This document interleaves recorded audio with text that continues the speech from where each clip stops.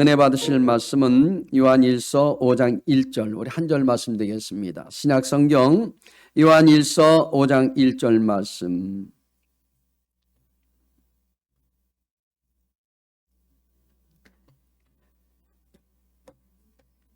자, 우리 함께 한 목소리로 합독하시겠습니다. 예수께서 그리스도이심을 믿는 자마다 하나님께로부터 난 자니 또한 낳으신 이를 사랑하는 자마다 그에게서 난 자를 사랑하느니라. 아멘. 오늘도 영상으로 유튜브로 말씀을 듣는 여러분 삶에도 큰 축복이 임하시기를 간절히 축원드립니다. 오늘 저는 본문의 말씀을 가지고 예수 그리스도와 특별한 관계, 예수 그리스도와 특별한 관계라는 제목으로 함께 말씀의 은혜를 나누고자 합니다.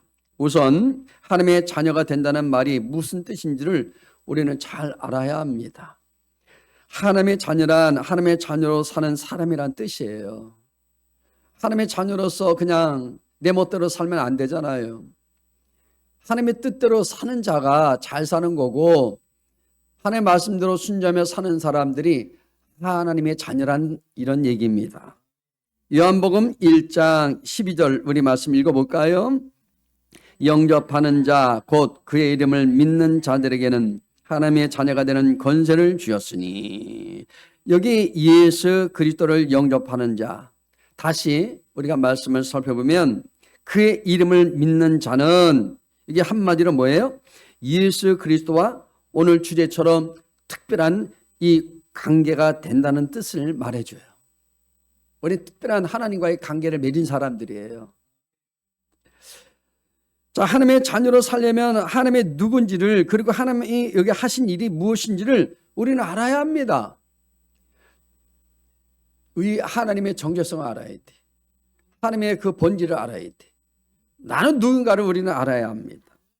우리가 하나님의 자녀가 된 것, 우리가 하나님의 자녀가 되고 싶다고 해서 될 수 있는 것이 아니라는 거예요. 그렇지 않습니까? 목사라서 목사 아들이 되고 싶어서 된 게 아니잖아요. 선택되어져서 목사 아들로 태어난 거예요. 우리 권사님 자녀로 태어난 거예요. 딸로 아들로 태어난 겁니다. 우리가 하나님의 자녀가 된다라고 하는 것은 상상할 수도 없는 일이에요. 우리가 하나님의 자녀로 이렇게 우리가 새로 태어난 것은 여러분 어떻게 상상할 수 있겠습니까? 이게 축복인 줄로 믿습니다. 하나님께서는 우리를 하나님의 자녀로 입양해 주셨기 때문에 가능한 거예요. 양자 아들로 삼으셨대요. 자녀로 우리를 삼아주셨대요. 그런데 이 놀라운 사실을 우리에게 알려주신 분이 계십니다. 그분이 누굴까요? 성령님이세요. 자, 로마서 8장 16절 말씀 읽어봅니다. 성령이 친히 우리 영과 더불어 우리가 하나님의 자녀인 것을 증언하신다고 이렇게 말하고 있습니다. 증언하셨대요. 누가? 벌써 성령이. 자, 하나님의 자녀란, 자, 우리가 세 가지 나눠 살펴봅니다. 뭐냐? 첫 번째는요, 다시 태어난 자를 말해줘요. 우리는 다시 태어난 사람들이. 본문의 난자란 말은 여기 문자적으로는 뭐예요? 낳다. 근데 이 출생하다라는 말이고요. 이 말에서 자식, 자녀라는 이 말이 나왔다는 거예요. 옆 사람 한번 인사하실까요? 나는 하나님의 거룩한, 당신은 하나님의 거룩한 자녀입니다.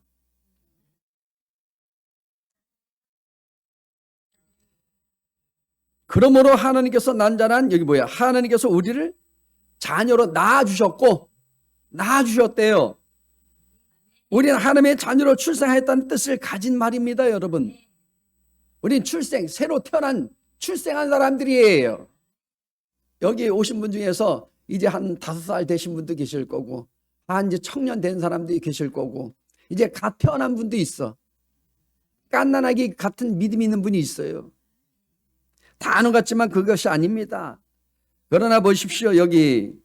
자, 하나님께서 우리 인간을 창조해 주셨기 때문에 우리가 거듭났다, 이런 얘기를 하는 거예요. 본문에서 예수를 믿는 자마다 하나님께로서 난 자라고 했기 때문에 이 세상의 모든 사람들을 말한 것이 아닙니다. 여러분 다 난 자가 아니에요. 성경 본문의 말씀 또 봅니다. 로마서 5장 12절에는 이렇게 말합니다. 같이 읽어볼까요? 이러므로 한 사람으로 말미암아 죄가 세상에 들어오고 죄로 말미암아 사망이 왔나니 이와 같이 모든 사람이 죄를 지었으므로 사망이 모든 사람에게 이르느니라. 이렇게 말씀합니다. 한 사람을 인해서 모든 사망이 다 이르게 됐대요. 안 줄 사람 없어요. 다 갑니다. 병 들어가고 건강하다가도 기력이 세지만 다 갑니다. 나이 먹어서도 가고 젊어서도 가고 다 갑니다. 아담의 죄로 인해서 모든 사람이 죄를 범하여 사망에 이르게 되었다고 하죠. 맞아요, 안 맞아요? 그러나 하나님은 사람을 사망에서 생명으로 옮기시기 위하여 중보자를 세우셨대요. 중보자. 그분이 누굴까요? 여러분 보십시오. 자세히 말씀드리면 하나님께로 가는 다리를 세우신데 그분이 바로 예수 그리스도라, 이런 얘기입니다. 하나님은 아담으로 인하여 사망에 이른 우리를 하나님의 독생자이신 예수 그리스도로 말미암아 의롭게 하시고 그리고 생명으로 인도하셨다는 거예요. 이게 복이요. 이것을 우리는 구원이라고 말합니다. 또 영생을 얻었다라고 얘기하는 거예요. 이미 우리는 여러분들이 하는 믿음으로 영생도 얻게 되고 구원받은 거예요. 하나님은 우리는 사망에서 생명으로 인도하시게 하여서 다시 성녀로 태어나게 하셨습니다. 성령. 여러분이 그분이 하나님께서 얼마나 우리를 사랑하시면 2000년 전에 육신의 몸으로 이 땅에 오셨는데 이제는 한계가 있잖아요. 육체의 옷을 입고 있으면 한계가 있다니까요. 더 가고 싶어도 못 가. 그러니까 그분이 이제 죽으시고 부활하심으로 천국에 이르시고 오셔서 그분이 다시 이 땅에 새롭게 오신 분이 누구냐? 성령이요. 그분은요, 어느 곳에 가든지 시 공간을 초월해서 가신 분입니다. 이것을 우리는 거듭남이라고 하는 거예요. 자, 신약 성경에서 알 수 있습니다. 예수님은요, 요한복음 3장 3절에서 이렇게 말해요. 같이 읽어볼까요? 사람이 거듭나지 아니하면 하나님의 나라를 볼 수 없느니라. 이렇게 말씀합니다. 이에 니고데모는 어떻게 못 들어갔다가 다시 태어날 수 있습니까? 라고 질문을 합니다. 또 보니까 여기 주님은 요한복음 3장 5절에서 7절 말씀 이렇게 말씀하고 있습니다. 같이 읽어봐요. 예수께서 대답하시되 진실로 진실로 내게 이르노니 사람이 물과 성령으로 나지 아니하면 하나님의 나라에 들어갈 수 없느니라. 육으로 난 것은 육이요 영으로 난 것은 영이니 내가 내게 거듭나하겠다는 말을 놀랍게 여기지 말라. 이렇게 말합니다. 그것을 놀랍게 여기지 말래요. 당연하다는 거예요. 주님은 천국에 가려면 물과 성령으로 다시 태어나야 한다고 말씀하십니다. 그리고 육으로 난 사람은 바로 육의 생명이지만 성령으로 난 것은 영적 생명이라고 말씀하시는 거예요. 우리는 영적 생명을 갖고 있는 분들이에요. 물론 육적인 생명도 있지만 성령으로 거듭난 자는 육의 성품이 아닌 영의 성품으로 다시 태어난다는 것입니다. 바뀌어야 돼요. 아직도 육적인 성품을 갖고 있고 그런 마음을 갖고 있으면요, 여러분 바뀌시길 바랍니다. 내 힘으로 안 돼요. 그런데 내 안에 계신 성령께서 여러분들을 바꿔주십니다.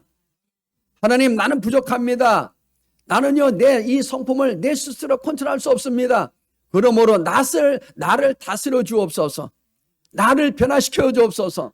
이렇게 여러분들이 그 주님께 호소하셔야 돼요. 기도하셔야 됩니다. 영의 성품으로 다시 태어난 자는요, 예수님을 닮은 자입니다. 예수님을 닮아가야 돼요. 조금이라도 닮아가야 됩니다. 그가 바로 하나님의 자녀라는 거예요. 하나님의 자녀는요, 그냥 교회만 왔다 갔다 하고 앉아서 하나님의 자녀가 되는 게 아니에요. 목걸이, 여러분 십자가 목걸이 했다 자녀가 되는 게 아니에요. 열심히 봉사하고 기도한다고 자녀가 되는 게 아니에요. 예수님의 성품으로 바뀌어야 됩니다. 여러분 주회동도 마찬가지고요. 여러분 재직들도 마찬가지, 성도들도 마찬가지예요. 요즘 이 젊은 세대들이 왜 교회를 떠납니까? 우리가 예수님을 닮아가지 않기 때문에 그래요. 예수님처럼 살지 않기 때문에 그들에게는 우리에게 비전이 안 보인다는 거예요. 교회들마다 여러분 꿈이 없다는 거예요. 꿈 있는 사람은 바뀝니다. 꿈 있는 사람들은요, 네 모든 삶을 하나님께 마침으로 인해서 뭐예요? 예수님처럼 살기를 원하는 것이지요. 그러므로 우리는 자신이 어디에 속해 있는가를 알아야 합니다. 구원을 받았지만 아직 온전한 것이 아닙니다. 여러분, 내가 구원을 받았어요. 내가 성령 체험됐어요. 내가 하나님의 말씀을 통해서 늘 은혜 받고 있지만 그러나 바뀐 게 아니라니까요. 아직도 모르겠어요. 우리 미완성이에요. 목사님 저도 마찬가지입니다. 미완성입니다.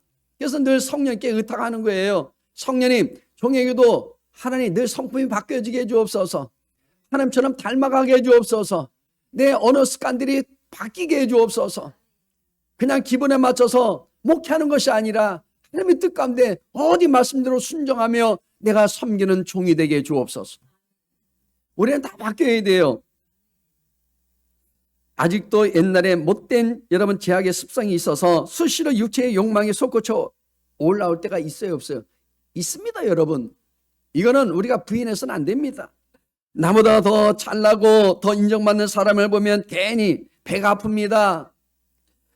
비교의식과 시기심이 발동하기도 합니다. 성도들끼리 모이면 다른 사람을 칭찬하고 배우고 세우고자 하기보다 뭔가 흠을 잡고 비판하고 깎아내리고 싶은 묘한 충동을 갖기도 합니다.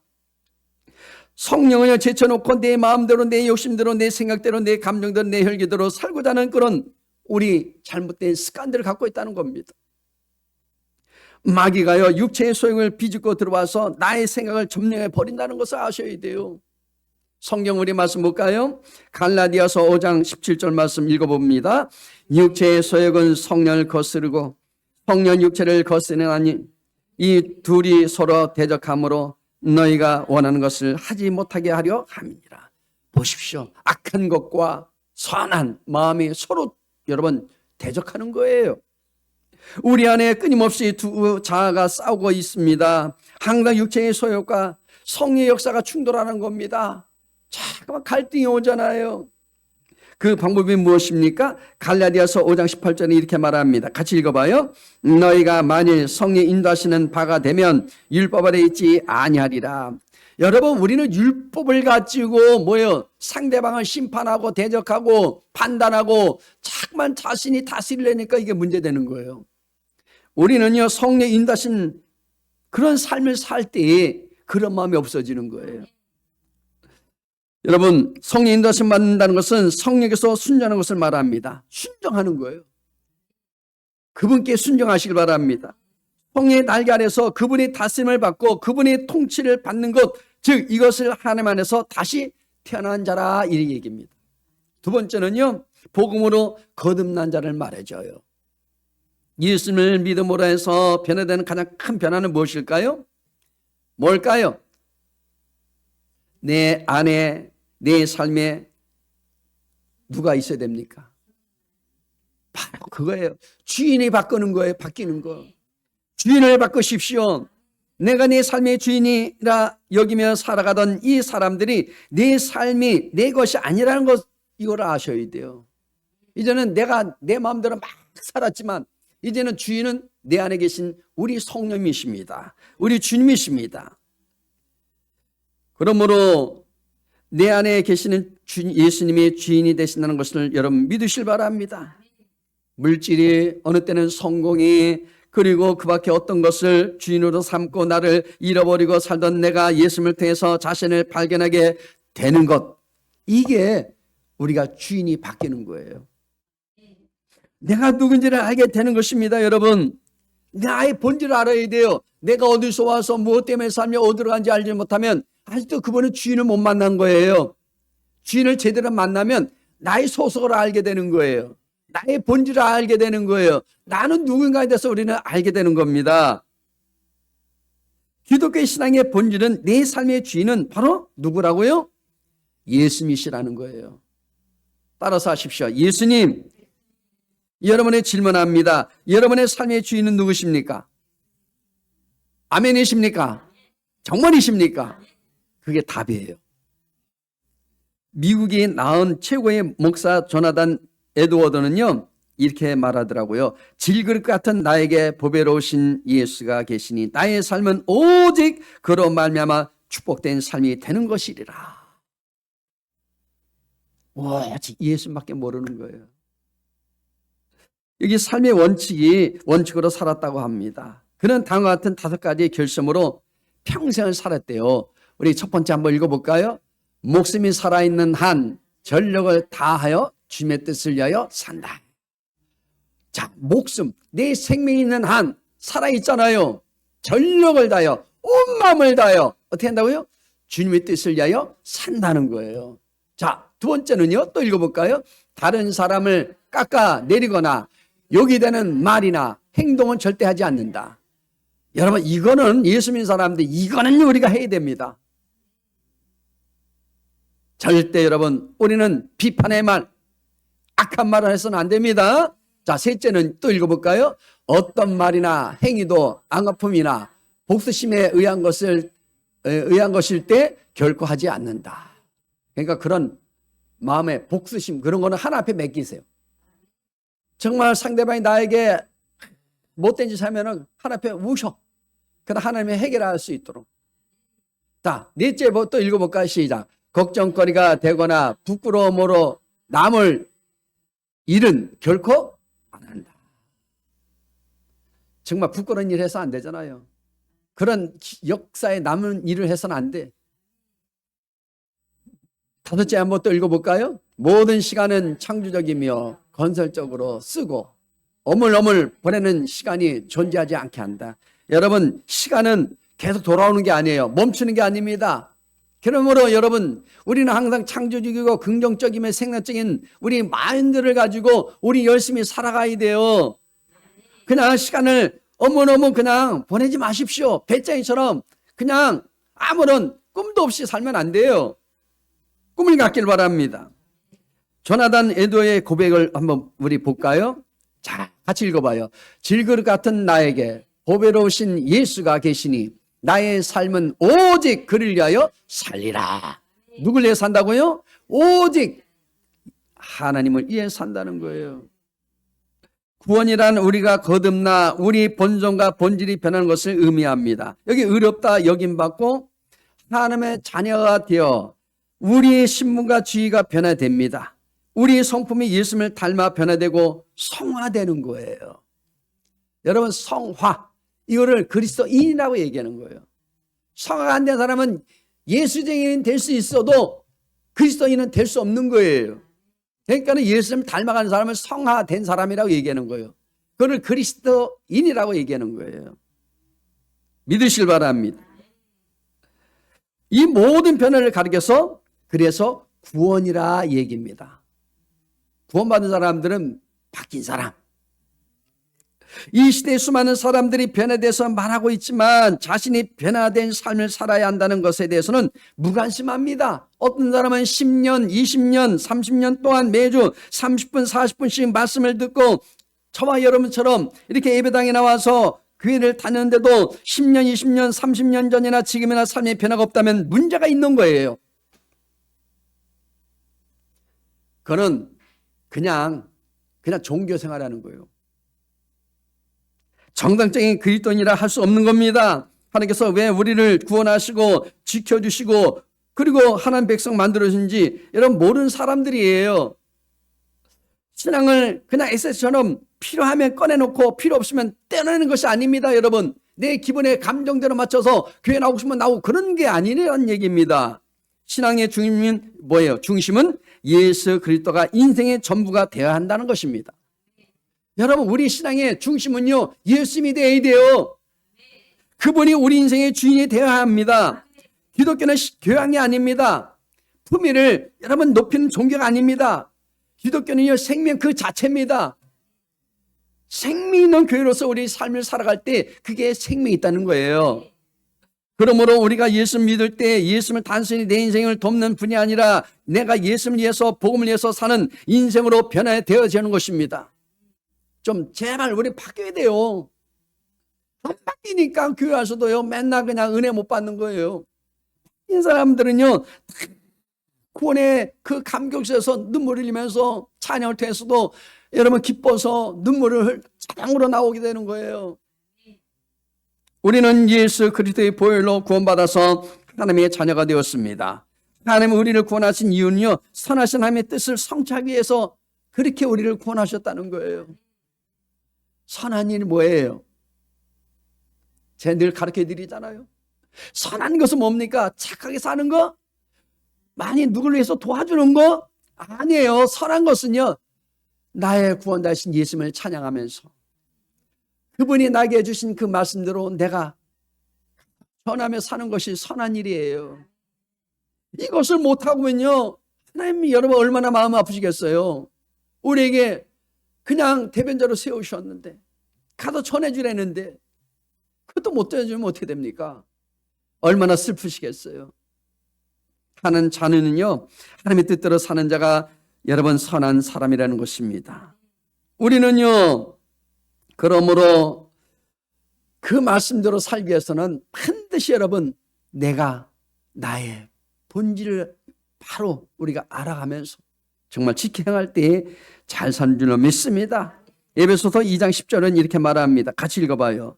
우리는 그가 만드신 바라 그리스도 예수 안에서 선한 일을 위하여 지으심을 받은 자니 이 일은 하나님이 전에 예비하사 우리로 그 가운데서 행하게 하려 하십니다. 여기 하나님은 선한 일을 위하여 우리를 새롭게 어떻게 했다고요? 창조하셨습니다.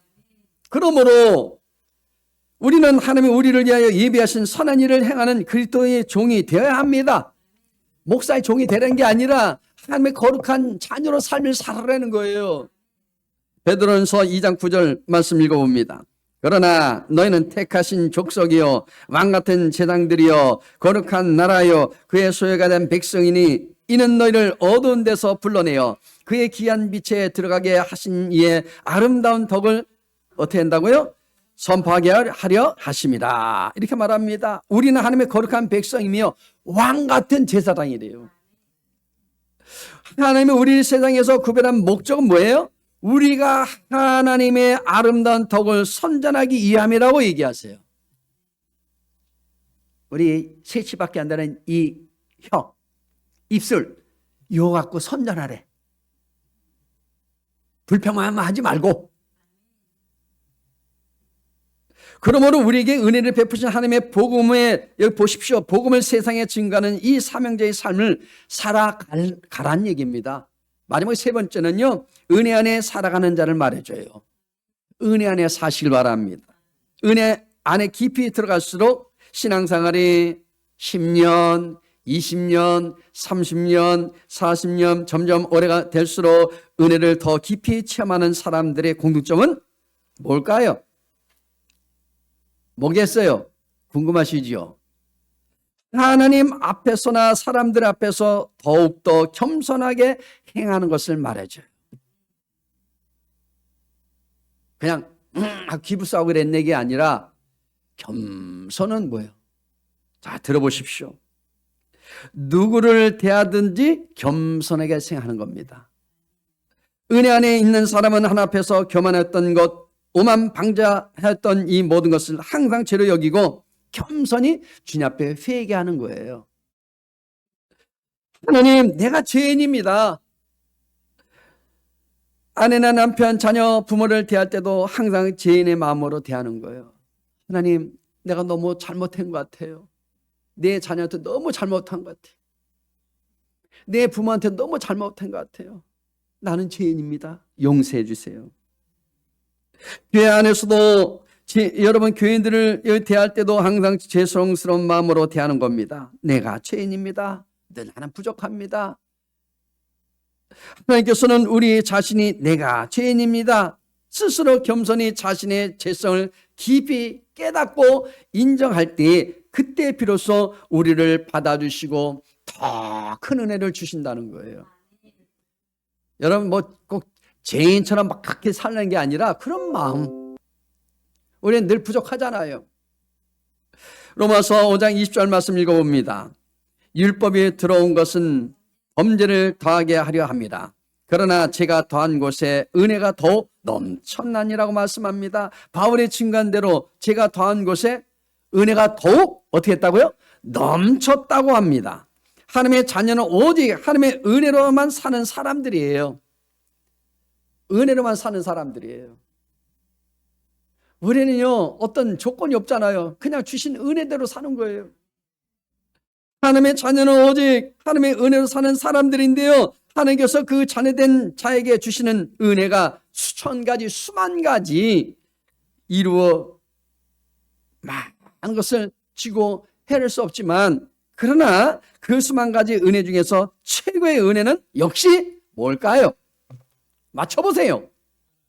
사랑입니다. 수만 가지, 수천 가지, 여러분 많은 은혜가 있지만 그 중에 제일 그것은 사랑이라 얘기입니다. 하나님께서는 사랑에 눈이 멀어서 외아들 예수님을 보내주셨잖아요. 이 땅에 2000년에 보내주셨어요. 이제 수요일날 성탄절 예배 드리는데 보십시오. 그분이 우리에게 사랑의 눈이 멀어서 그분을 보내셨대요. 죄인인 우리는요, 오직 그 예수님을 믿음으로 구원을 얻게 되었다는 사실입니다. 성경 말씀 봅니다. 로마서 5장 8절 말씀 같이 읽어봐요. 우리가 아직 죄인 됐을 때 그리스도께서 우리를 위하여 죽으심으로 하나님께서 우리에게 대한 자기 사랑을 확증하셨느니라. 와, 확실하게 보여줬다는 거예요. 하나님은 우리에게 베푸신 최고의 은혜, 사랑이 아니었다면 우리는 제사함도 받지 못하고 영원히 아마 죽을 수밖에 없었을 것입니다. 그런데 그 은혜를 받은 우리들입니다. 그 은혜를 받았다니까요. 감격 좀 하십시오. 그러므로 여러분, 우리가 은혜 안에 있다는 것은 곧 사랑 안에 있다는 겁니다. 그 사랑 안에 있으면 우리 역시 상대방을 오직 사랑으로 우리는 대하게 되는 것입니다. 다만 여기서요, 사랑이란 여러 가지 사랑이 있잖아요. 자, 에로스 사랑이 있습니다. 이거는 뭐냐? 육체적인 사랑을 말해줘요. 자, 필로스는 뭐냐? 친구의 사랑이에요. 플라토닉은 뭐예요? 정적인 사랑이에요. 스톨게는 뭡니까? 부모의 사랑이에요. 아가페는 하나님의 사랑을 여기 의미합니다. 내가 지금 은혜 안에 있는 거를 여기 있는가를 확인하는 가장 좋은 방법은 뭐예요? 내가 지금 아가페의 사랑으로 남을 대하고 있는가를 보면 됩니다. 그 사랑을 대할 때 진짜 하나님의 사랑이 있는 거예요. 아가페의 사랑이 어떤 사랑입니까? 자기 중적이나 아니면 조건인 사랑이 아닙니다. 여러분, 오직 자기를 희생하면서 하는 사랑이에요. 상대방이 내게 피해를 주어도 그럼에도 불구하고 하는 사랑입니다. 상대방이 나를 이유 없이 비난하고 욕해도요, 그럼에도 불구하고 하는 사랑을 아가페 사랑이라 이 얘기입니다. 상대방이 나를 힘들게 만들고 핍박을 해도 그럼에도 불구하고 하는 사랑입니다. 우리는 지금 이런 사랑으로 남을 대하고 있습니까, 여러분? 저는 모르지만 여러분 스스로는 알 겁니다. 늘 그렇게 하고 있다면 진정으로 은혜 안에서 살고 있다는 겁니다. 그분이 잘 살고 있는 거예요. 우리 요한 1서 4장 12절 말씀 읽어봅니다. 어느 때나 하나님을 본 사람이 없으되 만일 우리가 서로 사랑하면 하나님은 우리 안에 거하시고 그의 사랑이 우리 안에 온전히 이루어지느니라. 여기 하나님을 본 사람은 없으되, 저도 여러분들도 직접 본 사람 없잖아요. 만일 우리가 서로 사랑하면 그랬어요. 하나님은 우리 안에 거하시고 우리 안에 거하신대. 그의 사랑이 우리 안에 온전히 이루어진대요. 자, 살다 보면 많은 사람들을 만나게 되죠. 그 중에는 원수 같은 사람도 만나게 됩니다. 저도 원수 같은 사람 만나게 될 때가 있었어요. 자, 보십시오. 사랑할 만한 조건이나 환경이나 여러분 조성되어서 있어서 사랑한다면 그런 사랑은요, 누구나 다 할 수 있습니다. 조건부 사랑이니까. 참된 사랑은 사랑할 만한 조건이나 환경이 조성되어 있지 않아도 그럼에도 불구하고 바로 아가페 사랑으로 우리는 살아가는 것입니다. 그것이 바로 은혜 안에 있는 사람의 모습이라는 거예요. 오늘부터 여러분들이 안 바뀐 분들은 바꿔보십시오. 은혜의 삶이란 뭐예요? 그리스도의 생명으로 살아가는 삶입니다. 그리스도의 여러분 삶으로 살아가시길 바랍니다. 은혜의 복음으로 거듭나고 그리스도의 생명을 통해 살아가는 인생, 복되고 소중한 인생입니다. 여러분, 이제 한 해도 얼마 남지 않았습니다. 이제는 오늘 22일이니까 이제 9일 남았어요. 얼마 안 남았습니다. 새로운 한 주간도 여러분 그리스도의 생명을 전해주며 안뜰하게 아주 여러분 잘 살아가시는 한 주간 되시기를 축복합니다. 기도하겠습니다. 하나님 감사합니다. 이처럼 저희들 사랑하시고 불러주시고 마지막까지 우리를 날마다 은총 가운데 인도하시니 감사합니다. 주님, 그리스도와의 관계를 통하여 날마다 하나님 더욱더 주님을 높여드리며 내 이웃을 내 몸처럼 사랑하시는 우리 믿음이 될 수 있도록 인도하여 주옵소서. 예수 이름으로 기도드리옵나이다. 아멘.